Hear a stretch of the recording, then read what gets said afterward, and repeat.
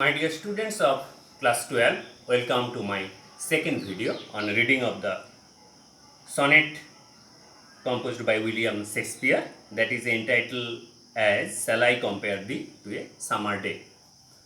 তো তোমরা ইতিমধ্যে আমার প্রথম ভিডিওটাতে নিশ্চিতভাবে লক্ষ্য করেছো আমরা শেক্সপিয়ার কিভাবে ইটালিয়ান সনেট থেকে নিলেন এবং তারপর তার সংশোধন পরিমার্জন এগুলো করে কিভাবে নিজের মতো করে এখানে উপস্থাপিত করেছেন তার প্রাথমিক বিষয়গুলো তোমাদের সামনে উপস্থাপিত করেছি।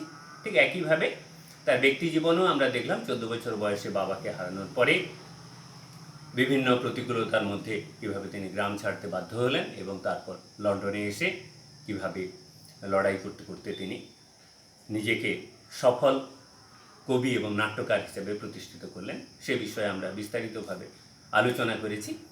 আজকে আমরা এই সেকেন্ড ভিডিওটাতে আমরা পরের বিষয়গুলো কবিতাটা আজকে পড়ব এবং সেই সঙ্গে সঙ্গে তার প্রাথমিক যে তার আগের যে আমাদের প্রয়োজনীয় বিষয়গুলো যেখানে title, theme and the important features of this poem will be discussed in brief and finally I will go through the poem along with you. তো চলো তাহলে আজকের ভিডিওতে এবার আমরা প্রবেশ করছি, আজকের আলোচনার মধ্যে আমরা প্রবেশ করি। আমরা প্রথমেই এই কবিতার টাইটেলটা নিয়ে বলে নেব। উপরে তোমরা পাঠ্য বইয়ে লক্ষ্য করেছো, উপরে লেখা রয়েছে সনেট নাম্বার 18, তারপরে রয়েছে shall I compare thee to a summer day. তো আমরা আগের পর্বে আলোচনা করেছি যে শেক্সপিয়ার বা বেশিরভাগ সনেটিয়াররা যখন সনেটগুলো লিখেছেন পেট্রার্ক থেকে শেক্সপিয়ার, আমরা দেখব যে টাইটেল দিয়ে কিন্তু ওনারা সনেটগুলো লেখেন, সেগুলো ওই সনেট সিরিজ আকারে প্রকাশিত হয়েছে এবং প্রতিটি সনেটের উপরে তার টাইটেল নাম্বার 1, 2, 3, 4 আমরা সনেট সিরিজগুলো যখন আলোচনা করেছি তখন বিস্তৃতভাবে বলেছি। তো শেক্সপিয়ারের যে প্রথম sonnet series that was dedicated to mister W H, that deals with masculine friendship, তো সেই সিরিজের এটি 18 নাম্বার কবিতা। But when it is selected as a text for you generally it is essential a specific title should be given. That is why we see here the first line of the poem is taken as the title of this sonnet. What is generally done in case of selection? মোটামুটিভাবে যেহেতু তার title থাকে না, আমরা দেখেছি বেশিরভাগ পাঠ্য হিসেবে যখন সেগুলো বিবেচিত হয় প্রথম লাইনটিকেই কবিতার শিরোনাম হিসাবে ব্যবহৃত হয়। This title of this poem is very important for the understanding of this poem, because following the critics we can say the first line or the title of this sonnet is actually a question and the answer of that very question is given throughout the poem. আমরা ক্রিটিকের ভাষায় বলতে পারি যে এই সনেটটির প্রথম লাইনটি হচ্ছে একটি প্রশ্ন, যে প্রশ্নের উত্তরগুলো পুরো কবিতাটার মধ্যে আমরা পাব। তো প্রথমে আমরা চলে যাই, কি প্রশ্নটা রয়েছে, shall I compare thee to a summer day. Thee means you, আমি কি তোমাকে গ্রীষ্মের দিনের সঙ্গে তুলনা করব। দি হেয়ার মিস্টার ডব্লিউ.এইচ, কবির পেট্রন অ্যান্ড ফ্রেন্ড, তো তার সৌন্দর্যকে কবি গ্রীষ্মের সৌন্দর্যের সঙ্গে তুলনা করছেন। Actually the question bears the answer, an implied answer. Actually, the poet is hesitating to compare. According to poet, the friend's beauty is more enjoyable, more charming than the charming beauty of the summer. So that is why the sense of hesitation is reflected through the very question mark that is used at the end of the line. এবং আমরা কবিতাটা পড়তে গেলেও দেখব যে কিভাবে তিনি সেই প্রশ্নের উত্তর দিয়েছেন। Actually the poet has compared his friend's everlasting beauty with the beauty of the summer. Actually the summer's beauty, it is the summer of England, not the summer of Bengal. আমাদের এখানে গ্রীষ্মের দাবদাহের মধ্যে আমরা গ্রীষ্মের সৌন্দর্য দেখতে ভুলে যাই, কিন্তু ইংল্যান্ড যেটা মোটামুটিভাবে বছরের বেশিরভাগ অংশটাই শীত, সেখানে গ্রীষ্ম অত্যন্ত প্রাণবন্ত, অত্যন্ত প্রাণময়, অত্যন্ত বর্ণোজ্জ্বল, অত্যন্ত আকর্ষণীয়। The English summer is more enjoyable, more charming, more fascinating, more lively. But for the poet, the friend's beauty is more charming than the beauty of the summer. To establish the supremacy of his friend's beauty, he has highlighted the drawbacks of English summer. ইংল্যান্ডের গ্রীষ্মের যে সৌন্দর্য তার দুর্বলতাগুলো তুলে ধরেছেন। আসলে এর মধ্যে আরেকটা খুব গভীর ভাবনা লুকিয়ে থাকে। আমরা যদি কাউকে ভালোবাসি, আমার ভালোবাসার জন সে কিন্তু আমার চোখে সব থেকে সুন্দরী। তার সৌন্দর্যকে কিসের সঙ্গে তুলনা করব, এটা আমার কাছে একটা বড় মাথা ব্যথার কারণ। এবং যার সঙ্গে আমরা তুলনা করি না কেন, পরিশেষে কিন্তু আমরা বলবো যে আমার প্রেয়সীর সৌন্দর্য বা আমার প্রিয়জনের সৌন্দর্য সব থেকে বেশি সুন্দর। যদি আমরা রবীন্দ্রনাথ ঠাকুরের ওই কবিতাতে যাই, কৃষ্ণকলি আমি তারে বলি, কালো তারে বলে গাঁয়ের লোক, মেঘলা দিনে দেখেছিলাম মাঠে, কালো মেয়ের কালো হরিণ চোখ। তো কালো মেয়ে কিন্তু আমার চোখে কৃষ্ণকলি। কিংবা আমরা অন্য আবার একটা উদাহরণ, হেমন্ত মুখোপাধ্যায়ের ওই কালজয়ী গানটাতে যদি যাই, মেঘ কালো আধার কালো আর কলঙ্ক যে কালো, যে কালিতে বিনোদিনী হারালো তার কুল, তার চেয়েও কালো কন্যা তোমার মাথার চুল। আসলে তুলনা আমরা করছি ঠিক, কিন্তু তুলনার শেষ পর্বে এসে আমরা আমার প্রিয়জনের সৌন্দর্যকে শ্রেষ্ঠ বলে মনে করি। যেমন করে মায়ের চোখে তার সন্তান সব থেকে সুন্দর, তাই কানা ছেলের নামও হয় পদ্মলোচন। Actually beauty lies in the eyes of beholder. যে সৌন্দর্য দেখছে তার চোখেই সৌন্দর্য লুকিয়ে থাকে। ফলে সনেট, যেগুলো বেশিরভাগ ক্ষেত্রে আমরা দেখব প্রিয়তমা বা প্রিয়জনের উদ্দেশ্যে লেখা, সেখানে তার সৌন্দর্য তো সব থেকে বেশি সুন্দর হবে। তাই কবি তার প্রিয় বন্ধুর সৌন্দর্যকে শ্রেষ্ঠতর প্রমাণ করার জন্য গ্রীষ্মের যে লুপহোলসগুলো, তার যে দুর্বলতাগুলো, সেগুলো তুলে ধরলেন। কী কী আমরা দেখব কবিতাটা যখন পড়ব। Actually summer is very changeable and short lasting in England. দীর্ঘস্থায়ী নয়। At the same time summer's beauty is affected by the rough west wind, and that is why we see the rough west wind shakes the darling birds of May. মে মাসে যে ফুলগুলো সমস্ত ফুটছে পুরো England জুড়ে, প্রকৃতি জুড়ে, সেগুলোকে ছেড়ে দিচ্ছে, সেগুলোকে মুড়ে দিচ্ছে। গ্রীষ্মের সৌন্দর্য বিঘ্নিত হয়েছে। And at the same time the gold complexion of the eye of heaven is dimmed by the occasional clouds.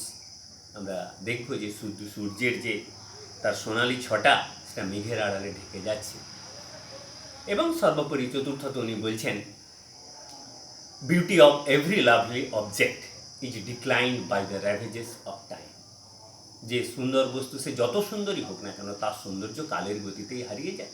সে আমরা সুচিত্রা সেন থেকে শুরু করে ফিল্মের যে কোনো সুন্দরী অভিনেত্রী বা সুন্দর অভিনেতার কথাই দেখি না কেন, একটা বয়সের পরে সৌন্দর্য থাকে না। But the poet is very confident about the fact that he will immortalize the beauty of his friend.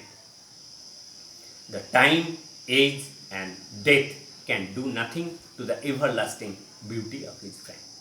So, the title of this poem is very suggestive and is aptly fitted with the theme of the poem. Now, let us discuss in brief about the theme of the poem.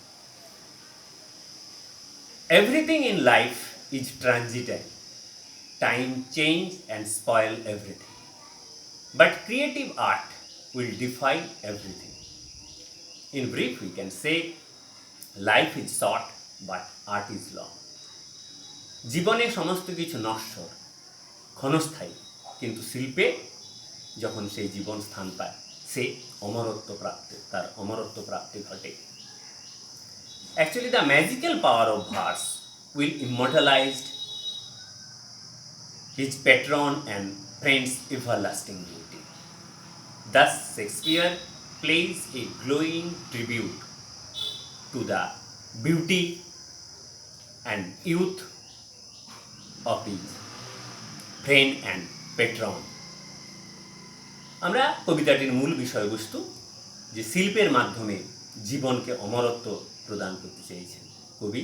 তার কাব্যের মাধ্যমে, কাব্য কালজয়ী, সে কালের সমস্ত গণ্ডিকে অতিক্রম করে চলে যায় আজ থেকে কত শতাব্দী আগে লেখা সনেট দেখো আমরা সমানভাবে তোমাদের সঙ্গে পড়ছি এবং তার সৌন্দর্য, তার বিষয়বস্তু সমানভাবে অনুভব করছি। তো এখানেই বলা হচ্ছে সাহিত্যের মহত্ব। কবি, আমরা এর আগের সনেট, এটা সনেট নাম্বার 18 পড়ছি। তোমরা সনেট সিরিজগুলোতে যদি আরও আগ্রহ নিয়ে দেখতে যাও তাহলে দেখবে সনেট 17 অবধি কবি তার পেট্রন অ্যান্ড ফ্রেন্ডকে বলছেন to marry so that his children can make him immortal. সন্তানের মাধ্যমে তিনি তার পেট্রনকে অমরত্ব প্রদান করতে চেয়েছিলেন। কিন্তু এই কবিতার মধ্যে এসে দেখব there is a dramatic change. The poet is trying to immortalise the friends and the patron's beauty through the magical touch of verse. তো থিম মোটামুটিভাবে আমরা সংক্ষেপে এটুকুই আলোচনা করব। এরপর আমরা এই কবিতাটি তার যে ইম্পর্টেন্ট ফিচার্সগুলো, যেগুলো অনেকটাই আগে আলোচনা করেছি, তাও সংক্ষেপে পড়ার আগে আরেকটু আমরা আলোচনা করে নিই। The poem deals with the single wave of emotion, that is love and admiration to poet's friend and patron, Mr. W.H. Words are highly suggestive. যে সমস্ত শব্দ ব্যবহার করা হয়েছে দেখবে অত্যন্ত প্রাসঙ্গিক এবং অত্যন্ত অর্থবহ। The use of figure of speech is excellent enough.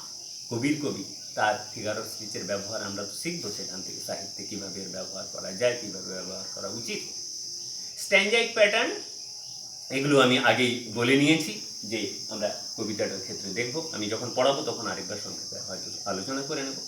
4-4-4 আর 2 ভাগ করে নিয়েছেন এবং রাইম স্কিমও আগে বলে নিয়েছি। A B A B, C D C D, E F E F, G G, এটাও প্রয়োজনে আবার একটু আলোচনা করে নেব। And unlike his conventional sonneteer, he doesn't lament for the lady love. Rather, here he wanted to establish the everlasting power of love through the magical touch of poetry.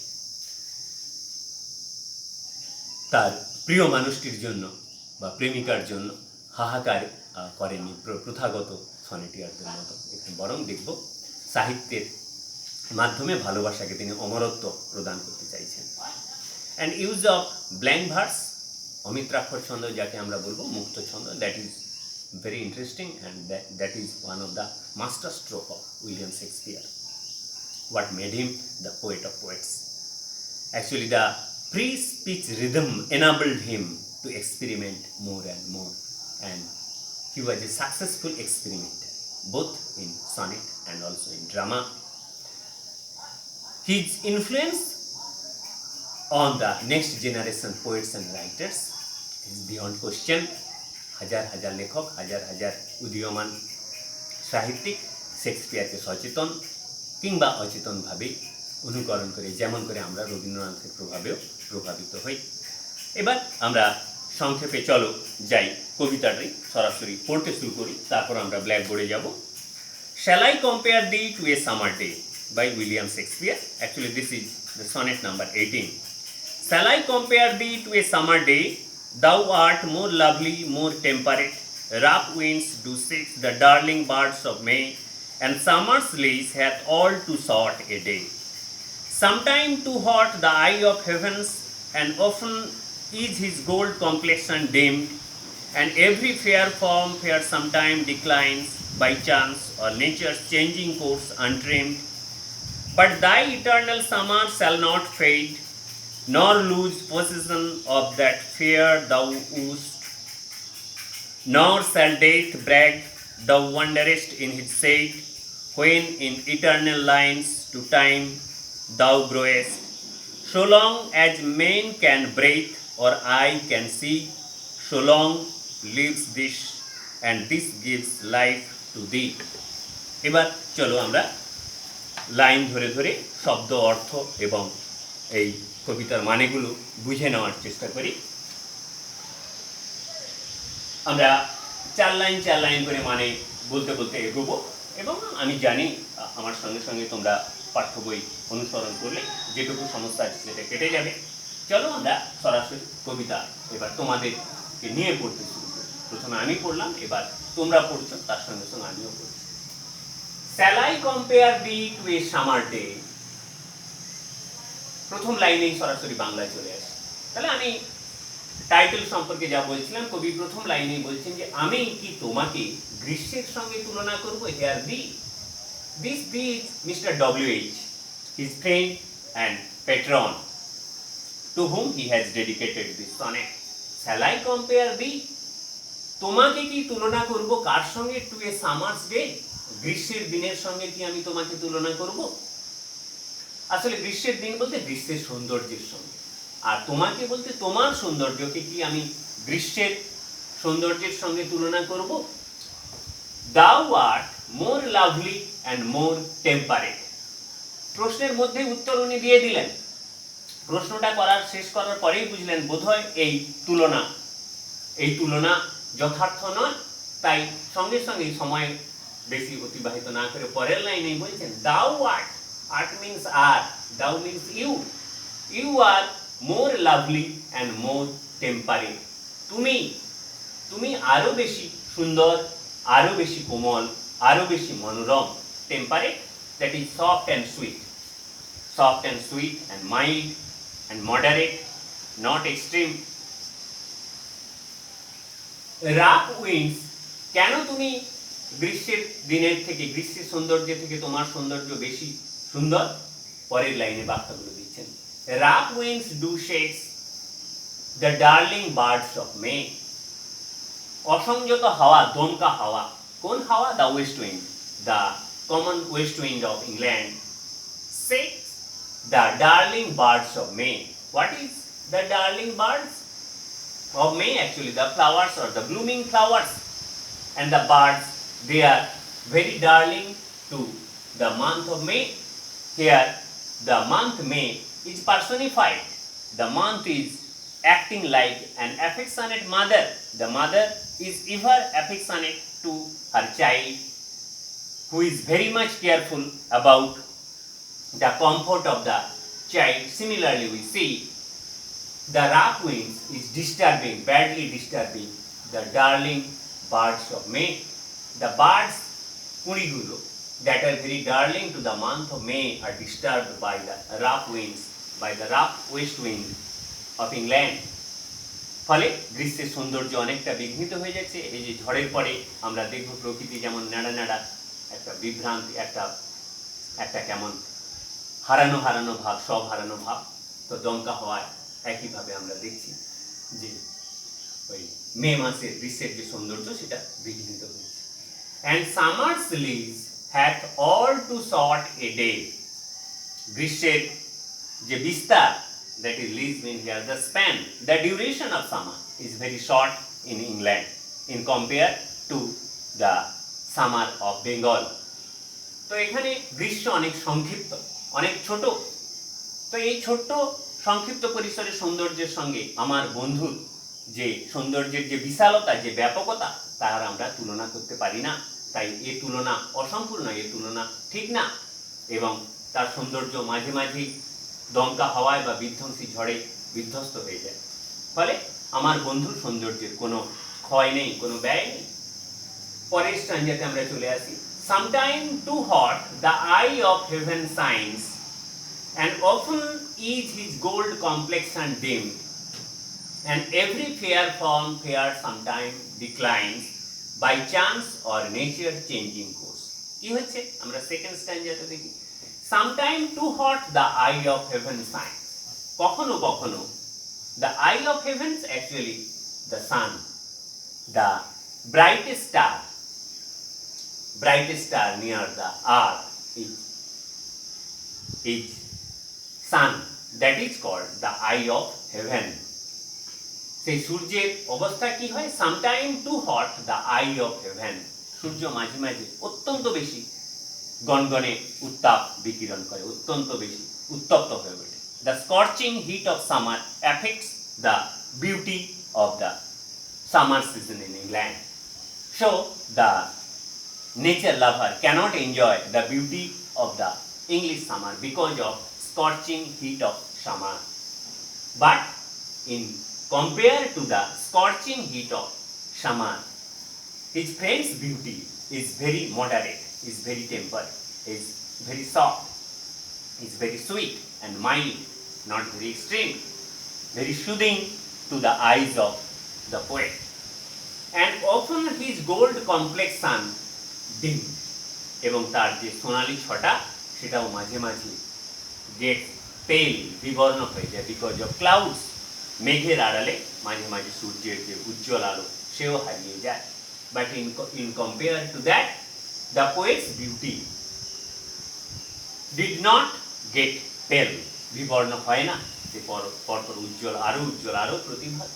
And every fair from fair sometime decline, পৃথিবীর নিয়ম মেনে সমস্ত পৃথিবীর সুন্দর যে বস্তু তার সৌন্দর্য একদিন হারিয়ে যায়। আমি ইন্ট্রোডাকশনে যে কথা বলছিলাম, সে আমরা তাজমহল দেখি, সেও আস্তে আস্তে কালো হয়ে যাচ্ছে, সুচিত্রা সেনকে দেখি, বা তুমি তোমার খুশির যে কোনো ভালো লাগার জিনিসকে দেখো, যে সব থেকে সুন্দর জিনিসও চিরকাল সুন্দর থাকতে পারে না, কালের গতিতে পৃথিবীর নিয়মে সে তার সৌন্দর্য হারাবে। Every fair from fair sometime decline, তার সৌন্দর্য কখনো না কখনো হারিয়ে যায়। বাই চান্স, কিভাবে হারিয়ে যায়? বাই চান্স, দুর্ঘটনা, দৈব দুর্বিপাকেও ঘটতে পারে, আর নেচার চেঞ্জিং কোর্স আনট্রিম, আর প্রকৃতির স্বাভাবিক নিয়মে আনট্রিম। আমরা বাগানে চুল যেমন আমরা ট্রিমিং করে নিই, বাগানের ঘাস ইত্যাদি ইত্যাদি থাকে, তার সৌন্দর্য বিন্যাসের জন্য মাঝে মাঝে এগুলো পরিচর্যা দরকার, কিন্তু পরিচর্যার অভাবে অথবা দৈব দুর্বিপাকে কিংবা প্রকৃতির সাধারণ নিয়মেই আমরা দেখব সব থেকে সুন্দর যে বস্তু তার সৌন্দর্য হারিয়ে যায় কালের গতিতে। But thy eternal summer shall not fail, this is the important. কিন্তু তোমার যে সৌন্দর্য এ কোনোদিন বিবর্ণ হবে না। This is actually the main intention what the poet wanted to establish, এটাই বলতে চেয়েছেন, তার জন্য এতগুলো তুলনা, এতগুলো বিষয়কে উত্থাপন করলেন। The poet is very much confident about the fact that his friend's eternal beauty shall not fade, কোনোদিনই তার বন্ধুর যে সৌন্দর্যের যে গ্রীষ্ম, সেই গ্রীষ্ম কোনোদিন বিবর্ণ হবে না, সৌন্দর্যের যে উচ্ছ্বাস, সৌন্দর্যের যে ছটা, সে কোনোদিন বিবর্ণ হবে না। Nor lose possession of that fair thou ow'st, তোমার অধিকারী যে সৌন্দর্য রয়েছে, অর্থাৎ তুমি যে সৌন্দর্যের অধিকারী, তোমার এই সৌন্দর্য কোনোদিন তুমি হারাবে না, কোনোদিন তুমি বিবর্ণ হবে না, কোনোদিন তোমার এই সৌন্দর্যের উজ্জ্বলতা বিবর্ণ হবে না, মেড়মেড়ে হবে না। Nor shall death brag thou wanderest in his shade, nor shall death brag, মৃত্যু অহংকার করবে না, মৃত্যু বড় অহংকারী, কেন? তার কাছে কেউ মাথা তুলতে পারে না, সবাইকে মরতে হবে। Man is mortal, all the living creature have to face the challenges of death. সে যত বড় শক্তিশালী হোক, যত ক্ষমতাশালী হোক না কেন, মৃত্যুর কাছে সে পরাজিত হবেই। সেজন্য মৃত্যুর বড় অহংকার, কিন্তু মৃত্যুর সমস্ত অহংকার তার কবির সৌন্দর্যের কাছে এসে হারিয়ে যায়। কেন? নর শ্যাল ডেথ ব্র্যাগ দাউ ওয়ান্ডারেস্ট ইন হিজ শেড, তুমি অর্থাৎ আমার বন্ধু কোনোদিন মৃত্যুর দ্বারা পরাজিত হবে না, মৃত্যুর কোলে আশ্রয় নেবে না, মৃত্যুর যে ছায়া, সেই ছায়ায় কখনো সে পৌঁছাবে না। Nor shall death brag thou wanderest in his shade, thou means you means Mr. W.H., my patron and my friend. You have no need to wander under the shade of death. Even the pride of death will be meaningless in front of you. মৃত্যুর যে সমস্ত অহংকার ঘুচে যাবে, থেমে যাবে তোমার সৌন্দর্যের কাছে এসে। কেন? তোমার এই যে চিরযৌবন, তোমার এই যে সৌন্দর্যের অমরত্ব, তাকে কখনো মৃত্যুর ছায়া গ্রাস করতে পারবে না।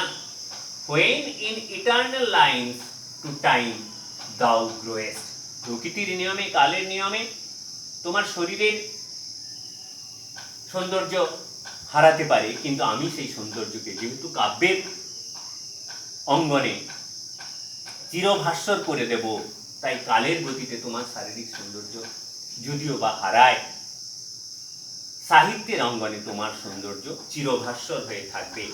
So long as men can breathe or eye can see, মানুষ যতদিন শ্বাস প্রশ্বাস নেবে, যতদিন সে সাহিত্য চর্চা করবে, যতদিন তার চোখ সৌন্দর্য উপভোগ করবে, যতদিন তার চোখ সৌন্দর্যের সৌন্দর্যের যে ছটা দু চোখ ভরে উপভোগ করবে, ততদিন কেউ তোমাকে পরাভূত করতে পারবে না, মৃত্যুও তোমার কাছে হেরে যাবে। So long lives this and this gives life to thee. আমার এই কাব্য যতদিন বেঁচে থাকবে, the poet is very much confident about the everlasting effect of his poetry. He is very sure, very confident about the fact that death, time can do nothing to his poetry.